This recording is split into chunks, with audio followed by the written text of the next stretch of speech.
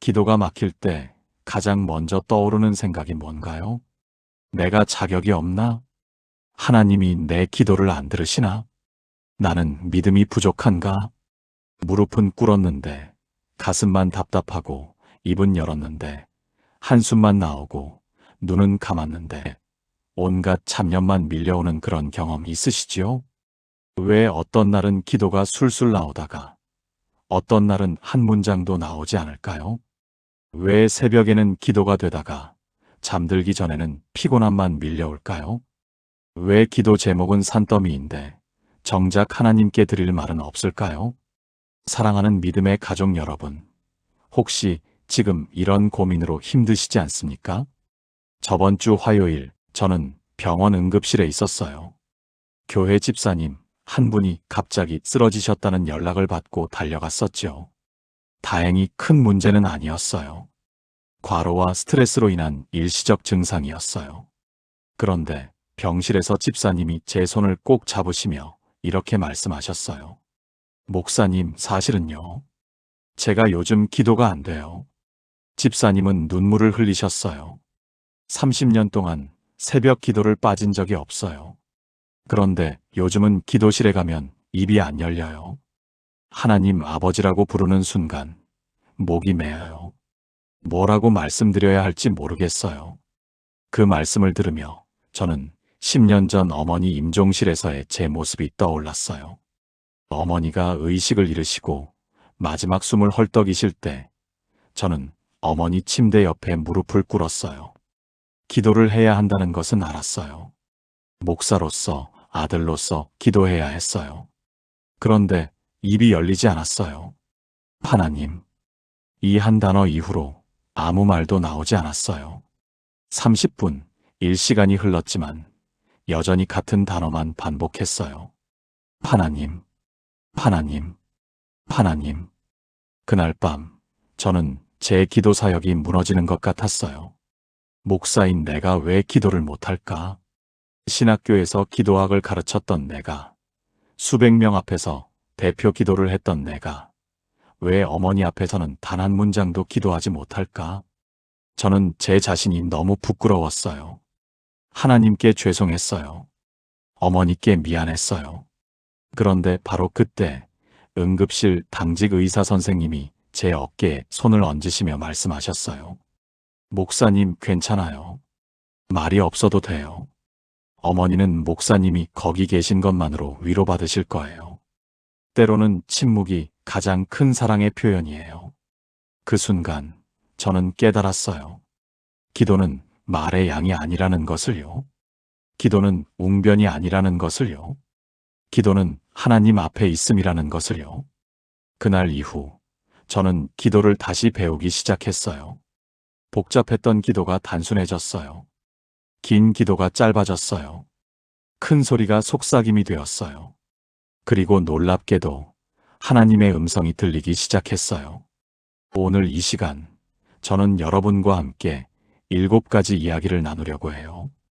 첫째, 왜 우리의 기도가 막히는지 그 근본 원인을 밝혀드릴게요. 둘째, 속삭임이 가진 놀라운 영적 능력을 발견하시게 할게요. 셋째, 7개 문장의 첫 세 문장이 어떻게 하나님과의 관계를 회복시키는지 체험하시게 할게요. 넷째, 중간 두 문장이 어떻게 하나님의 음성을 듣게 하는지 깨닫게 할게요. 다섯째, 마지막 두 문장이 왜 가장 강력한 믿음의 고백인지 알게 할게요. 여섯째, 성경 속 위대한 기도자들이 실제로 어떻게 속삭임으로 기도했는지 놀라게 할게요. 일곱째, 오늘 밤부터 당장 시작할 수 있는 구체적인 방법을 전수해 드릴게요. 여러분, 준비되셨습니까? 오늘 이 시간이 끝날 때 여러분은 더 이상 기도 때문에 고민하지 않게 될 거예요. 기도가 막힌다는 두려움이 사라질 거예요. 하나님과의 만남이 이렇게 쉽고 자연스러울 수 있다는 것을 깨닫게 될 거예요. 그렇다면 지금부터 함께 이 놀라운 여정을 시작해 보겠습니다. 첫 번째, 왜 기도가 막히는가? 많은 성도들이 기도에 대해 잘못된 생각을 가지고 계세요. 이것이 바로 기도가 막히는 근본 원인이에요. 지난 17년간 목회하면서 수많은 성도님들과 상담하며 깨달은 것이 있어요. 기도가 막히는 이유는 크게 세 가지예요. 첫째, 우리는 기도를 공식처럼 생각해요. 한 권사님이 제게 이렇게 말씀하셨어요. 목사님, 저는 기도를 어떻게 시작해야 할지 몰라요. 하나님, 아버지 다음에 뭐라고 해야 하나요? 감사부터 해야 하나요? 아니면 회개부터 해야 하나요? 순서가 있잖아요. 그 순간 제 마음이 아팠어요. 기도는 공식이 아니에요. 기도는 시험지가 아니에요. 예수님께서 마태복음 6장 7절에서 이렇게 말씀하셨어요. 너희는 기도할 때에 이방인과 같이 중언부언하지 말라. 그들은 말을 많이 하여야 들으실 줄 생각하느니라. 마태복음 6장 7절. 이 말씀을 보세요. 예수님은 기도를 공식처럼 외우는 우리를 경계하고 계세요. 당시 바리새인들은 정해진 시간에 정해진 기도문을 외웠어요. 아침 기도문, 저녁 기도문, 식사 기도문이 다 정해져 있었어요. 그들의 기도는 완벽했어요. 신학적으로 정확했어요. 그런데 예수님은 그것을 기도라고 인정하지 않으셨어요. 왜 그럴까요? 그 기도에는 하나님을 향한 마음이 없었기 때문이에요. 공식을 외우는 것이었지 아버지와 대화하는 것이 아니었기 때문이에요. 작년에 한 청년이 제게 고백했어요. 목사님, 저는 기도할 때마다 틀릴까봐 두려워요. 잘못된 순서로 기도하면 하나님이 안 들으시는 거 아니에요? 저는 그 청년에게 물었어요. 자네가 아버지께 전화할 때도 순서대로 말하나? 안녕하세요. 감사합니다. 죄송합니다. 부탁드립니다. 순서로? 아니요. 그냥 하고 싶은 말부터 해요. 그럼 하나님께도 그렇게 하면 되지 않을까? 그 청년의 눈이 반짝였어요. 아, 그래도 되는 거예요? 그렇습니다. 사랑하는 성도님들. 기도는 공식이 아니에요. 기도는 순서가 아니에요. 기도는 마음이에요. 둘째, 우리는 기도를 완벽하게 하려고 해요. 한 집사님이 제게 이런 고백을 하셨어요. 목사님, 저는 기도할 때마다 제 말이 이상하게 들릴까봐 걱정돼요. 문법이 틀리면 어떡하죠? 표현이 서툴면 어떡하죠? 여러분, 이게 바로 우리가 빠지는 함정이에요. 기도를 작문 시험처럼 하려는 거예요. 하지만 기도는 시험이 아니에요. 기도는 대화예요. 여러분이 사랑하는 자녀가 엄마, 배고파라고 말할 때 그 문장의 문법을 따지세요? 자녀가 아빠, 무서워라고 올 때 그 표현은 정확하지 않구나라고 하세요? 절대 그러지 않으실 거예요. 오히려 그 서툰 표현 속에서 자녀의 마음을 읽으시고 안아주시고 위로하실 거예요. 하나님도 마찬가지세요. 시편 103편 13절에서 다윗은 이렇게 노래해요. 아버지가 자식을 긍휼히 여김같이 여호와께서 자기를 경외하는 자를 긍휼히 여기시나니. 시편 103편 13절. 하나님은 우리의 완벽한 기도 문장을 기다리시는 분이 아니세요. 오히려 우리의 서툰 고백 속에 담긴 진심을 기다리고 계세요. 몇 년 전 한 할머니가 저에게 말씀하셨어요. 목사님, 저는 글을 잘 몰라요. 말도 잘 못해요. 그래서 기도도 못해요. 저는 그 할머니께 물었어요. 할머니, 하나님을 사랑하세요? 그럼요, 물론이지요. 그럼 하나님께 사랑해요라고 말씀드려 보세요. 그것만요? 네, 그것만이라도 충분해요. 그 할머니는 눈물을 흘리시며 하나님, 사랑해요라고 속삭이셨어요. 그 순간 저는 가장 아름다운 기도를 들었어요. 셋째, 우리는 기도할 자격이 없다고 느껴요. 이것이 가장 깊은 이유예요. 나 같은 죄인이 어떻게 하나님께 말씀드릴 수 있을까? 이번 주에도 또 실수했는데 얼굴을 들 수가 없어.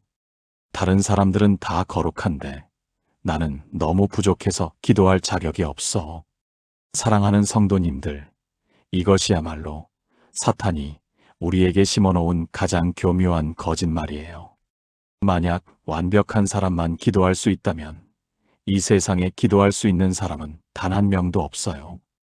기도는 의인의 특권이 아니에요. 기도는 죄인의 유일한 희망이에요. 누가복음 18장 13절에 나오는 세리의 기도를 보세요. 그는 성전에 들어가서 멀리 서서 감히 눈을 들어 하늘을 쳐다보지도 못했어요. 그저 가슴을 치며 이렇게 기도했어요. 하나님이여, 불쌍히 여기소서. 나는 죄인이로소이다. 누가복음 18장 13절. 이 기도가 전부였어요. 단 12글자예요. 화려하지 않았어요. 신학적으로 깊지도 않았어요. 그런데 예수님은 이 사람이 의롭다 하심을 받고 집으로 돌아갔다고 말씀하셨어요. 왜 그럴까요? 그의 기도에는 진심이 있었기 때문이에요.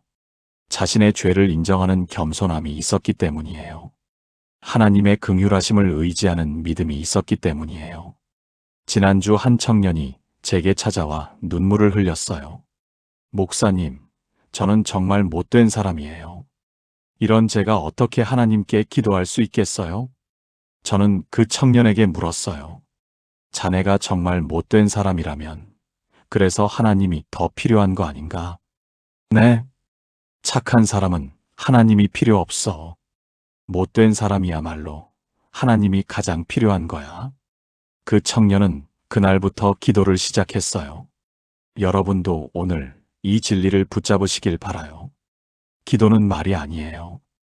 기도는 공식이 아니에요. 기도는 자격이 아니에요. 기도는 마음이에요.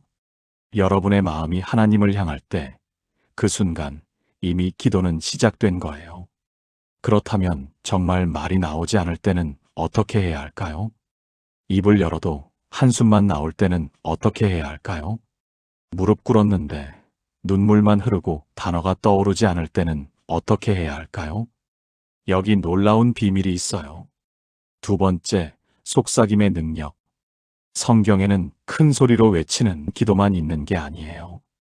오히려 가장 강력한 기도는 속삭임이었어요. 열왕기상 19장 12절에 이런 말씀이 있어요. 지진 후에 불이 있으나 불 가운데에도 여호와께서 계시지 아니하더니 불 후에 세미한 소리가 있는지라.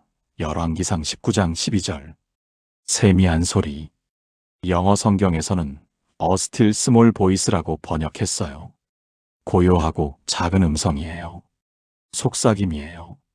엘리야가 갈멜산에서 바알 선지자 450명을 이기고 난 후 이세벨의 위협을 받고 도망갔어요. 그는 브엘세바 광야로 갔고 로뎀나무 아래 앉아서 죽기를 구했어요. 하나님은 그에게 호렙산으로 가라고 하셨어요. 그리고 그곳에서 하나님이 나타나셨어요. 먼저 크고 강한 바람이 불었어요. 산을 가르고 바위를 부수는 바람이었어요. 그러나 바람 가운데 여호와께서 계시지 않았어요. 바람 후에 지진이 있었어요. 땅이 흔들렸어요. 그러나 지진 가운데에도 여호와께서 계시지 않았어요. 지진 후에 불이 있었어요. 하늘에서 내려온 불이었어요. 그러나 불 가운데에도 여호와께서 계시지 않았어요. 그런데 불 후에 세미한 소리가 있었어요. 작고 고요한 음성이었어요. 속삭임이었어요. 바로 그때 엘리야는 얼굴을 가리고 나왔어요. 왜냐하면 그 속삭임 가운데 하나님이 계셨기 때문이에요. 사랑하는 성도님들, 이것이 바로 기도의 비밀이에요. 하나님은 큰 소리 가운데 계시지 않으세요. 하나님은 속삭임 가운데 계세요. 우리가 조용히 속삭일 때 하나님의 음성을 들을 수 있어요. 작년에 한 권사님이 제게 이렇게 말씀하셨어요. 목사님, 저는 기도할 때 큰 소리로 해야 하는 줄 알았어요. 그래야 하나님이 들으시는 줄 알았어요. 저는 그 권사님께 말씀드렸어요. 권사님, 하나님은 귀머거리가 아니세요. 속삭여도 들으세요. 아니, 오히려 속삭일 때 더 가까이 오세요. 시편 46편 10절은 이렇게 말씀해요. 이르시되 너희는 가만히 있어 내가 하나님 됨을 알지어다. 시편 46편 10절. 가만히 있으라고 하셨어요. 조용히 하라고 하셨어요. 그때 하나님을 알 수 있다고 하셨어요. 몇 년 전 한 청년이 제게 이런 간증을 했어요. 목사님, 저는 항상 큰 소리로 기도했어요. 1시간씩 소리내서 기도했어요. 그런데 하나님의 음성을 들은 적이 없었어요. 그런데 어느 날 너무 피곤해서 속삭이듯이 기도했어요. 주님, 제가 여기 있어요. 단 한 문장이었어요. 그런데 그 순간 하나님의 음성이 들렸어요. 나도 여기 있다, 내 아들아. 저는 그날 처음으로 하나님과 대화했어요. 속삭임에는 특별한 능력이 있어요. 첫째, 속삭임은 친밀감을 만들어요. 여러분, 사랑하는 사람에게 중요한 말을 할 때 어떻게 하세요? 큰 소리로 외치세요? 아니에요. 가까이 다가가서 속삭이시지요. 사랑해. 고마워. 미안해. 이런 말들은 속삭일 때 더 진하게 전달돼요. 하나님께도 마찬가지예요. 우리가 속삭일 때 하나님은 우리에게 더 가까이 다가오세요. 둘째, 속삭임은 집중을 만들어요. 큰 소리로 말할 때는 내 목소리에 집중해요. 그런데 속삭일 때는 상대방의 반응에 집중하게 돼요. 기도도 마찬가지예요. 큰 소리로 기도할 때는 내 목소리에 집중해요. 그런데 속삭이듯 기도할 때는 하나님의 음성에 귀를 기울이게 돼요. 셋째, 속삭임은 진실함을 담아요. 큰 소리로 외칠 때는 과장될 수 있어요. 그런데 속삭일 때는 있는 그대로를 담게 돼요. 가식이 없어요. 꾸밈이 없어요. 진실만 남아요. 지난달 한 할머니가 저에게 말씀하셨어요. 목사님, 저는 요즘 소리가 잘 안 나와요. 목소리가 작아졌어요. 그래서 기도를 못하고 있어요. 저는 그 할머니께 말씀드렸어요. 할머니, 속삭이세요. 하나님은 할머니의 속삭임을 들으세요. 그 할머니는 눈물을 흘리시며 조용히 기도하셨어요. 주님, 제가 여기 있어요. 그 기도를 듣는 순간 저도 눈물이 났어요. 가장 작은 기도였지만 가장 강력한 기도였어요. 가장 조용한 기도였지만 가장 큰 울림이 있는 기도였어요. 사랑하는 성도님들, 오늘 밤부터 속삭이세요. 큰 소리 낼 필요 없어요. 웅장하게 외칠 필요 없어요. 그저 조용히, 부드럽게, 진실하게 속삭이세요. 그러면 하나님이 여러분에게 다가오실 거예요. 그리고 하나님의 음성을 들으시게 될 거예요. 이제 구체적으로 어떤 문장을 속삭여야 할까요? 여기 7개의 문장이 있어요. 이 7개 문장이 여러분의 기도 인생을 완전히 바꿔놓을 거예요. 세 번째, 첫 세 문장의 비밀. 첫 번째 문장은 이거예요. 주님, 제가 여기 있어요. 이 한 문장이 모든 것을 시작해요.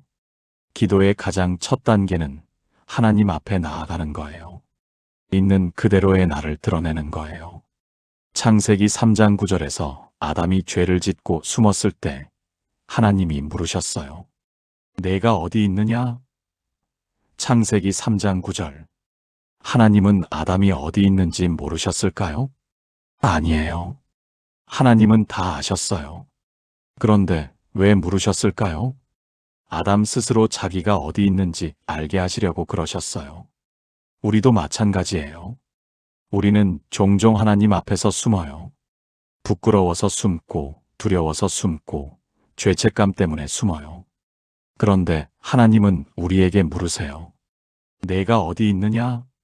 그때 우리가 해야 할 대답이 바로 이거예요. 주님, 제가 여기 있어요.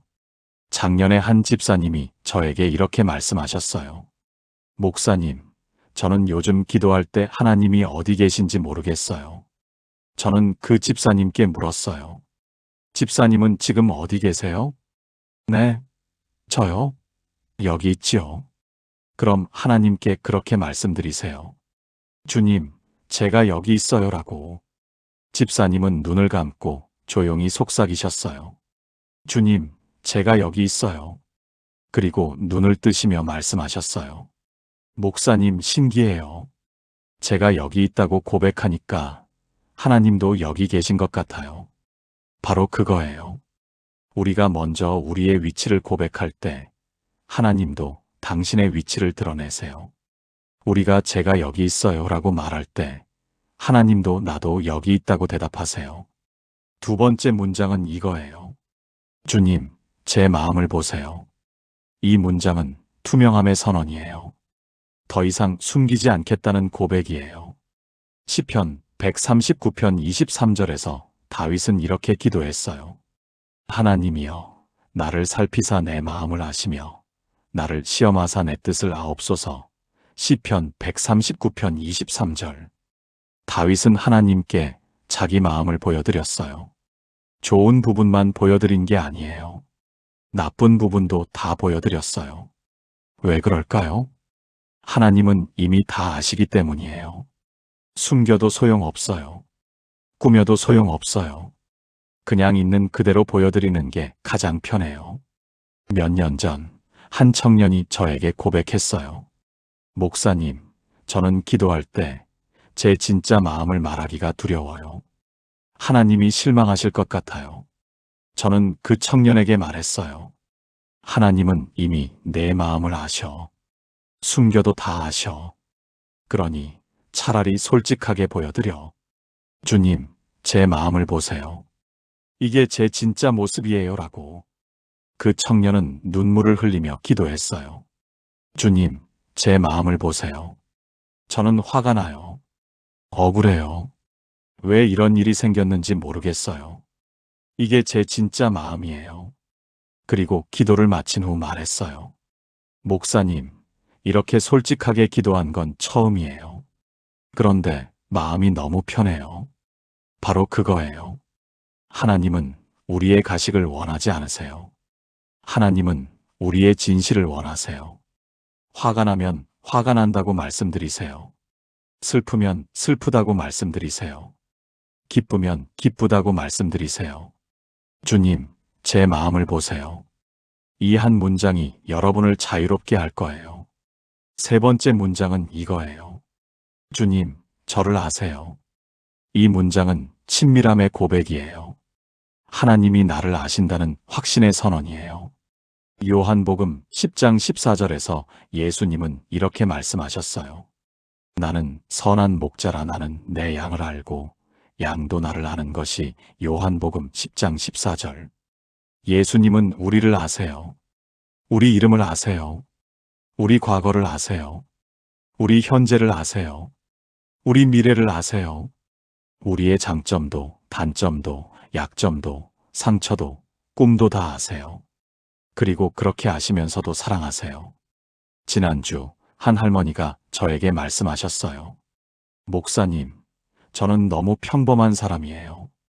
하나님이 저를 아실까요? 이 세상에 70억 명이 넘는데 하나님이 저 같은 사람을 아실까요? 저는 그 할머니께 말씀드렸어요. 할머니, 예수님은 양 한 마리 한 마리를 다 아세요. 100마리 중에 한 마리가 없으면 그 한 마리를 찾으러 가세요. 할머니도 그 한 마리예요. 예수님은 할머니를 아세요. 그 할머니는 눈물을 흘리며 속삭이셨어요. 주님, 저를 아세요? 그리고 잠시 후 환하게 웃으시며 말씀하셨어요. 목사님, 주님이 안다고 하시는 것 같아요. 사랑하는 성도님들, 이 세 문장을 속삭여 보세요. 주님, 제가 여기 있어요. 주님, 제 마음을 보세요. 주님, 저를 아세요. 이 세 문장이 여러분과 하나님의 관계를 회복시킬 거예요. 숨었던 여러분이 하나님 앞에 나아오게 될 거예요. 가식적이었던 여러분이 투명해질 거예요. 멀게만 느껴졌던 하나님이 가까워지실 거예요. 그런데 여기서 끝이 아니에요. 이제 다음 두 문장으로 넘어가요. 네 번째, 중간 두 문장의 비밀. 네 번째 문장은 이거예요. 주님, 저와 함께 계세요. 이 문장은 동행의 간구예요. 혼자가 아니라는 확신의 요청이에요. 마태복음 28장 20절에서 예수님은 이렇게 약속하셨어요. 내가 세상 끝날까지 너희와 항상 함께 있으리라. 마태복음 28장 20절. 예수님은 우리와 함께 계세요. 항상 함께 계세요. 좋을 때도 나쁠 때도 기쁠 때도 슬플 때도 함께 계세요. 그런데 우리는 종종 그 사실을 잊어버려요. 우리는 혼자라고 느껴요. 외롭다고 느껴요. 버림받았다고 느껴요. 그럴 때 이 문장을 속삭이세요.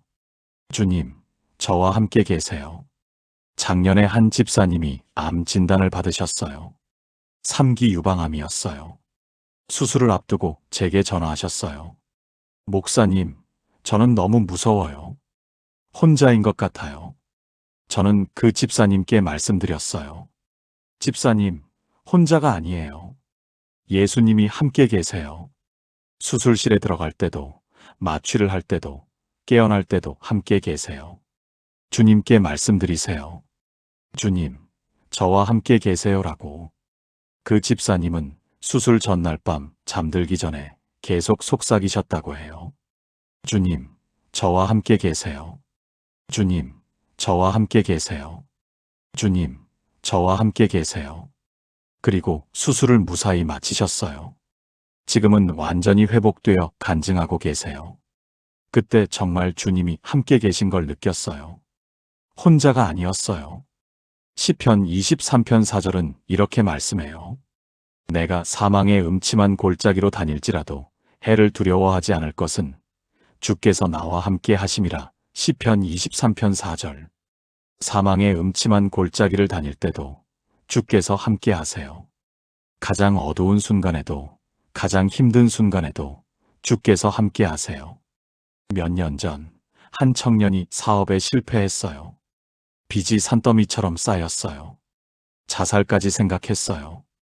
그런데 그 청년이 어느 날 밤 잠들기 전에 이 문장을 속삭였다고 해요. 주님, 저와 함께 계세요. 그 순간 평안이 찾아왔다고 해요. 여전히 빚은 있었지만 더 이상 혼자가 아니었다고 해요. 주님이 함께 계신다는 확신이 생겼다고 해요.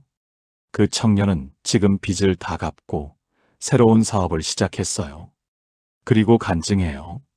그때 주님이 함께 계셨어요. 혼자였다면 살아남지 못했을 거예요. 5번째 문장은 이거예요. 주님, 제게 말씀해 주세요. 이 문장은 경청의 자세예요. 더 이상 내가 말하지 않고 주님의 음성을 듣겠다는 선언이에요. 사무엘상 3장 10절에서 어린 사무엘은 이렇게 기도했어요. 여호와여 말씀하옵소서, 주의 종이 듣겠나이다. 사무엘상 3장 10절. 사무엘은 하나님께 말씀해달라고 했어요. 자기가 말하지 않았어요. 듣겠다고 했어요. 이것이 진정한 기도예요. 우리는 종종 기도를 일방적인 말하기로 착각해요. 내 기도 제목을 쏟아놓고 내 요구사항을 나열하고 내 불평을 토해내고 끝나요. 그런데 진정한 기도는 대화예요. 내가 말하고 하나님도 말씀하세요. 내가 듣고 하나님도 들으세요.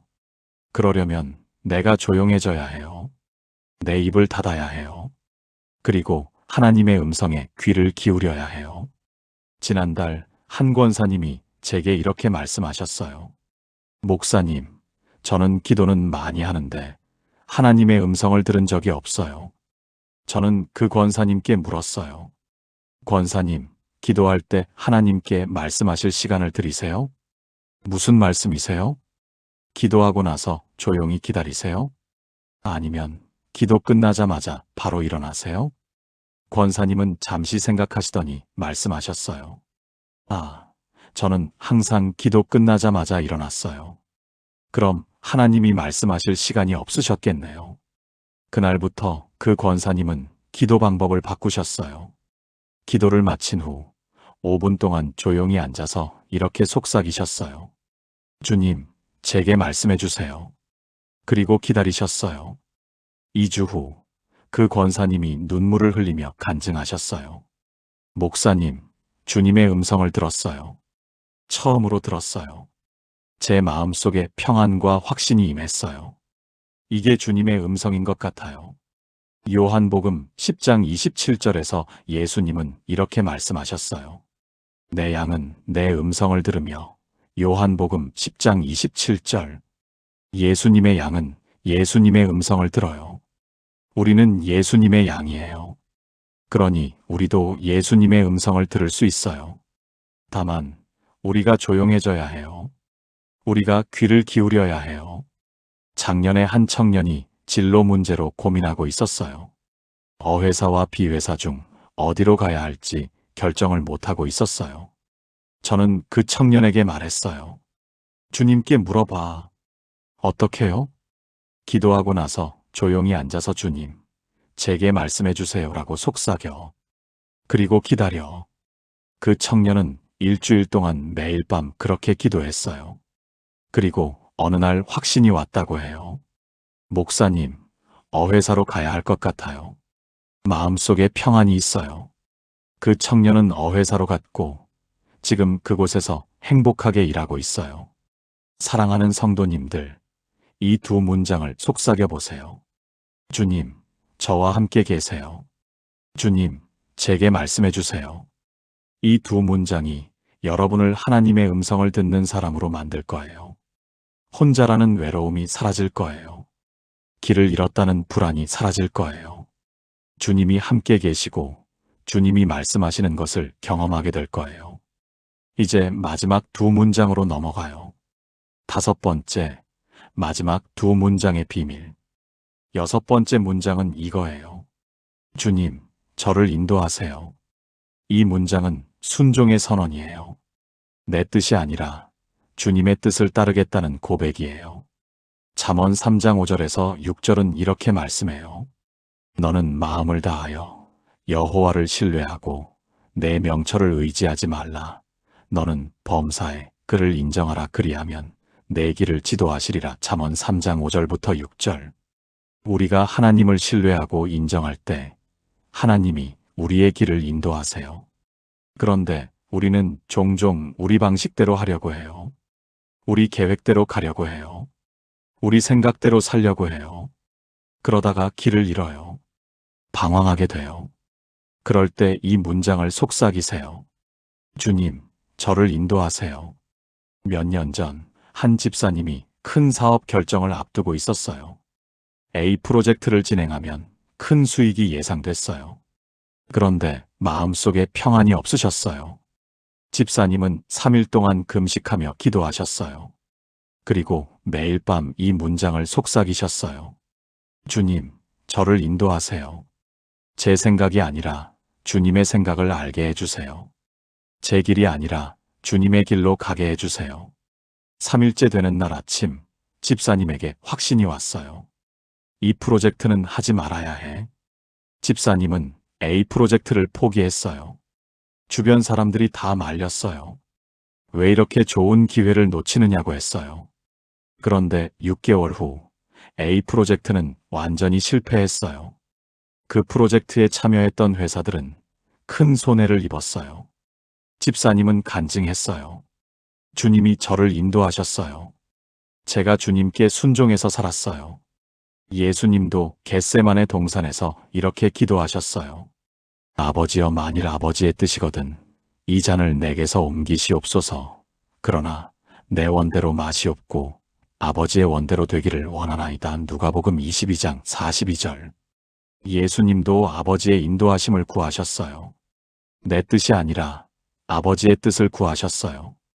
우리도 그렇게 해야 해요. 지난주 한 청년이 연애 문제로 고민하고 있었어요. 목사님, 이 사람과 결혼해도 될까요? 저는 그 청년에게 물었어요. 주님께 물어봤어? 어떻게요? 매일 밤 주님께 속삭여. 주님, 저를 인도하세요라고. 주님이 인도하시면 가고 막으시면 멈춰.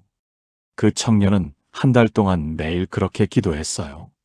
그리고 확신을 얻었어요. 지금은 행복하게 결혼 준비를 하고 있어요. 7번째 문장은 이거예요. 주님, 당신을 신뢰해요. 이 문장은 믿음의 고백이에요. 모든 것을 주님께 맡기겠다는 최종 선언이에요. 잠언 3장 5절은 이렇게 말씀해요. 너는 마음을 다하여 여호와를 신뢰하고. 잠언 3장 5절. 신뢰. 이것이 믿음의 본질이에요. 우리가 하나님을 신뢰할 때 하나님이 모든 것을 책임지세요. 그런데 신뢰한다고 말하기가 가장 어려워요. 왜냐하면 신뢰는 통제를 포기하는 거예요. 내 손에서 놓아주는 거예요. 작년에 한 권사님이 아들의 대학 입시 때문에 너무 힘들어 하셨어요. 밤마다 불안해서 잠을 못 주무셨어요. 목사님, 아들이 원하는 대학에 못 가면 어떡하죠? 저는 그 권사님께 말씀드렸어요. 권사님, 주님을 신뢰하세요. 어떻게요? 매일 밤 이렇게 속삭이세요. 주님, 제 아들을 당신께 맡겨요. 당신을 신뢰해요라고. 권사님은 처음에는 힘들어 하셨어요. 놓아주기가 어려웠어요. 그런데 매일 밤 그 문장을 속삭이면서 조금씩 평안이 찾아왔어요. 입시 결과가 나왔을 때 아들은 원하던 대학에 합격하지 못했어요. 그런데 권사님은 놀랍게도 평안하셨어요. 목사님, 저는 주님을 신뢰해요. 주님이 제 아들에게 더 좋은 계획이 있으실 거예요. 그리고 1년 후 그 아들은 더 좋은 기회를 얻어서 다른 대학에 갔어요. 지금은 그곳에서 행복하게 공부하고 있어요. 권사님은 간증해요. 주님을 신뢰하길 정말 잘했어요. 시편 37편 5절은 이렇게 말씀해요. 내 길을 여호와께 맡기라. 그를 의지하면 그가 이루시고. 시편 37편 5절. 우리가 우리의 길을 여호와께 맡길 때 여호와께서 이루세요. 우리가 신뢰할 때 하나님이 역사하세요. 몇 년 전 한 집사님이 큰 수술을 앞두고 계셨어요. 성공률이 50%밖에 안 되는 위험한 수술이었어요. 집사님은 너무 두려워하셨어요. 수술 전날 밤, 저는 병실에서 집사님과 함께 기도했어요. 그리고 이 문장을 함께 속삭였어요. 주님, 당신을 신뢰해요. 주님, 당신을 신뢰해요. 주님, 당신을 신뢰해요.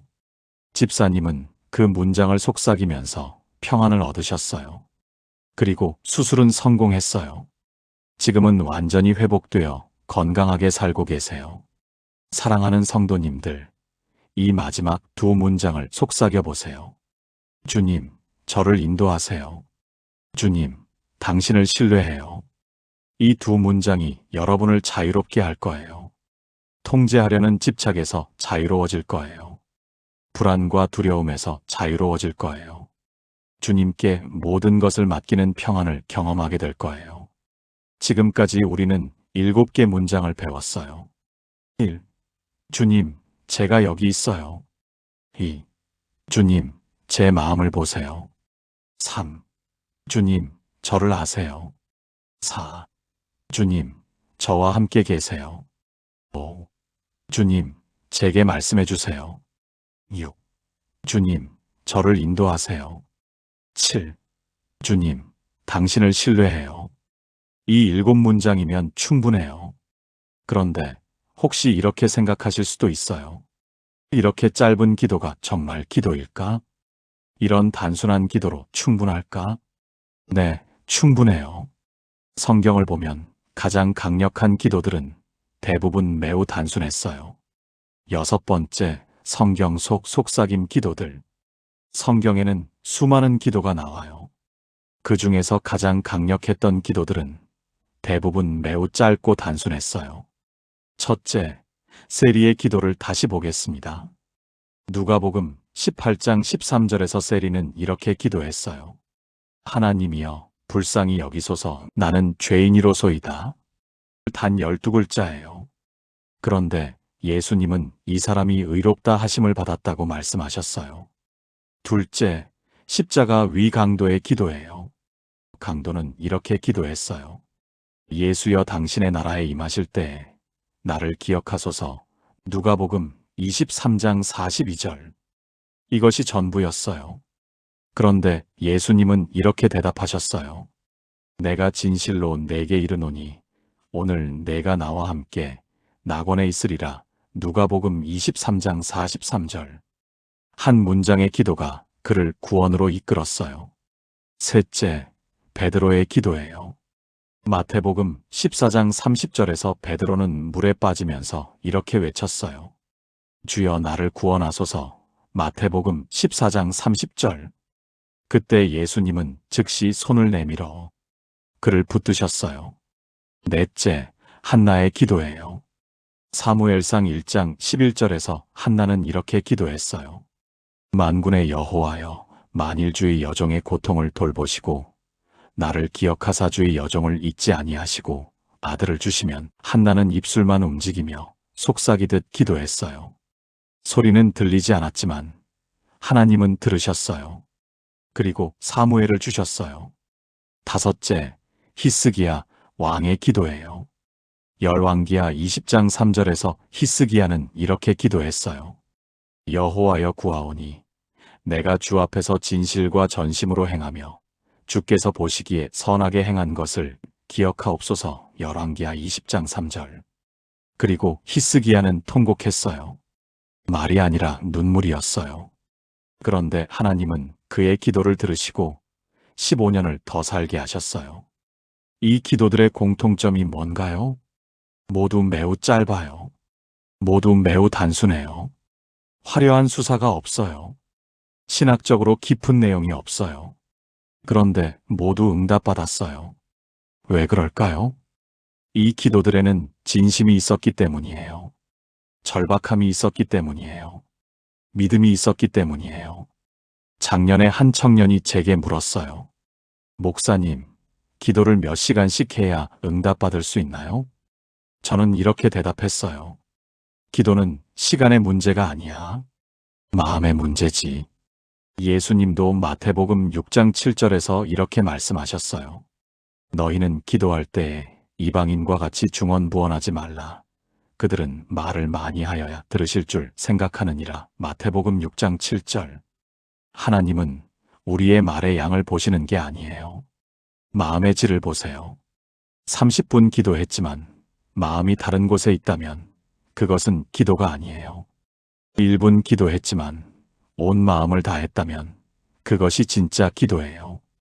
시편 51편 17절에서 다윗은 이렇게 고백해요. 하나님께서 구하시는 제사는 상한 심령이라. 하나님이여 상하고 통회하는 마음을 주께서 멸시하지 아니하시리이다. 시편 51편 17절. 하나님은 상한 심령을 원하세요. 통회하는 마음을 원하세요. 겸손한 고백을 원하세요. 그것이 화려한 말보다, 긴 기도보다, 완벽한 문장보다 귀하세요. 지난주 한 할머니가 저에게 말씀하셨어요. 목사님, 저는 기도를 길게 못해요. 그래도 괜찮아요? 저는 그 할머니께 말씀드렸어요. 할머니, 짧은 기도가 오히려 더 좋을 수 있어요. 진심이 담긴 한 문장이 형식적인 한 시간보다 나아요. 사랑하는 성도님들, 여러분의 기도가 짧아도 괜찮아요. 단순해도 괜찮아요. 중요한 것은 진심이에요. 7개 문장이면 충분해요. 이 안에 모든 기도의 본질이 들어있기 때문이에요. 이제 마지막이에요. 어떻게 실천할 것인가가 남았어요. 여러분은 오늘 이 시간을 통해 많은 것을 배우셨어요. 기도가 공식이 아니라 마음이라는 것을 배우셨어요. 속삭임이 가진 놀라운 영적 능력을 발견하셨어요. 7개 문장이 어떻게 하나님과의 관계를 회복시키고 하나님의 음성을 듣게 하는지 배우셨어요. 성경 속 위대한 기도들이 모두 단순했다는 것을 깨달으셨어요. 이제 이것을 어떻게 실천할 것인가가 남았어요. 지식으로만 끝나면 아무 소용이 없어요. 삶으로 적용되어야 해요. 그래서 제가 여러분께 구체적인 방법을 제안하려고 해요. 오늘 밤부터 시작할 수 있는 아주 간단한 방법이에요. 첫째, 잠들기 전 5분을 하나님께 드리세요. 스마트폰을 내려놓으세요. 불을 끄세요. 침대에 누우세요. 그리고 눈을 감으세요. 둘째, 숨을 천천히 쉬며 마음을 고요하게 하세요. 하루 동안의 바쁨을 내려놓으세요. 걱정을 내려놓으세요. 불안을 내려놓으세요. 그저 호흡에만 집중하세요. 들숨, 날숨, 천천히 깊게. 셋째, 마음속으로 천천히 7문장을 속삭이세요. 주님, 제가 여기 있어요. 이 한 문장을 마음으로 음미하세요. 내가 지금 여기 하나님 앞에 있음을 느껴보세요. 주님, 제 마음을 보세요. 오늘 하루 내 마음이 어땠는지 떠올려 보세요. 숨길 필요 없어요. 있는 그대로 보여드리세요. 주님, 저를 아세요. 하나님이 나를 아신다는 사실을 묵상하세요. 내 이름을, 내 상황을, 내 마음을 다 아신다는 것을 느껴보세요. 주님, 저와 함께 계세요. 혼자가 아니라는 확신을 가지세요. 지금 이 순간에도 주님이 함께 계심을 느껴보세요. 주님, 제게 말씀해 주세요. 이제 조용히 기다리세요. 주님의 음성에 귀를 기울이세요. 마음속에 떠오르는 생각, 느낌, 확신에 주목하세요. 주님, 저를 인도하세요. 내일을, 앞으로의 길을 주님께 맡기세요. 내 계획이 아니라 주님의 계획을 구하세요. 주님, 당신을 신뢰해요. 이 고백을 조용히 올려드리세요. 모든 것을 주님께 맡기는 평안을 느껴보세요. 넷째, 이 7문장을 몇 번 반복하세요. 한 번만 하지 마세요. 2번, 3번, 마음이 가는 대로 반복하세요. 주님, 제가 여기 있어요. 주님, 제 마음을 보세요. 주님, 저를 아세요. 주님, 저와 함께 계세요. 주님, 제게 말씀해 주세요. 주님, 저를 인도하세요. 주님, 당신을 신뢰해요. 몇 번을 반복하든 상관없어요. 형식이 중요한 게 아니에요. 마음이 중요해요. 5째, 그 상태로 잠드세요. 억지로 더 기도하려고 하지 마세요. 더 많은 말을 하려고 애쓰지 마세요. 그저 이 7문장을 마음에 품고 잠드세요. 그러면 놀라운 일이 일어날 거예요. 여러분의 잠이 평안해질 거예요. 밤새 꾸는 꿈이 달라질 거예요. 아침에 일어났을 때 마음이 가벼워질 거예요. 왜 그럴까요? 잠들기 전 마지막 생각이 여러분의 무의식을 지배하기 때문이에요. 걱정하며 잠들면 불안한 밤을 보내게 돼요. 화를 품고 잠들면 악몽을 꾸게 돼요. 그런데 하나님을 생각하며 잠들면 평안한 밤을 보내게 돼요. 시편 4편 8절은 이렇게 말씀해요. 내가 평안히 눕고 자기도 하리니 나를 안전히 살게 하시는 이는 오직 여호와이시니이다. 시편 4편 8절. 하나님을 의지하며 잠드는 사람은 평안해요. 안전해요. 두렵지 않아요. 제가 이 방법을 실천한 지 벌써 15년이 넘었어요. 지난 15년간 단 하루도 빠짐없이 이렇게 기도하고 잠들었어요. 힘든 날도, 바쁜 날도, 피곤한 날도 예외 없이 했어요. 그 결과 제 기도 생활이 완전히 바뀌었어요. 기도가 의무가 아니라 만남이 되었어요. 기도가 부담이 아니라 쉼이 되었어요. 기도가 숙제가 아니라 기쁨이 되었어요. 작년에 한 권사님이 이 방법을 3개월 동안 실천하고 간증하셨어요. 목사님, 정말 신기해요. 이렇게 간단한 기도인데 제 마음이 이렇게 평안해진 적이 없어요. 올해 초에 한 청년이 1년 동안 실천하고 나서 말했어요. 목사님, 기도가 이렇게 쉬운 줄 몰랐어요. 이제 기도가 무겁지 않아요. 여러분도 오늘 밤부터 시작해보세요. 21일만 계속해보세요. 습관이 될 거예요. 100일 계속해보세요.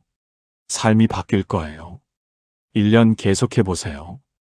인생이 바뀔 거예요. 데살로니가전서 5장 17절은 이렇게 말씀해요. 쉬지 말고 기도하라. 데살로니가전서 5장 17절. 쉬지 말고 기도하라고 했어요. 이것이 가능한가요? 네, 가능해요. 기도를 말의 나열로 생각하면 불가능해요. 그런데 기도를 마음의 방향으로 이해하면 가능해요. 잠들기 전 이 7문장으로 하나님을 향한 마음의 방향을 정하세요. 그러면 잠자는 동안에도 여러분의 영은 하나님과 교통할 거예요. 아침에 일어났을 때도 그 마음이 이어질 거예요. 이것이 쉬지 않고 기도하는 비결이에요. 사랑하는 믿음의 가족 여러분, 우리는 오늘 함께 놀라운 여정을 걸었어요. 첫째, 우리는 왜 기도가 막히는지 그 이유를 살펴보았어요. 기도를 공식처럼 생각하고 완벽하게 하려고 애쓰고 자격이 없다고 느끼기 때문이었어요. 둘째, 우리는 속삭임이 가진 놀라운 능력을 배웠어요.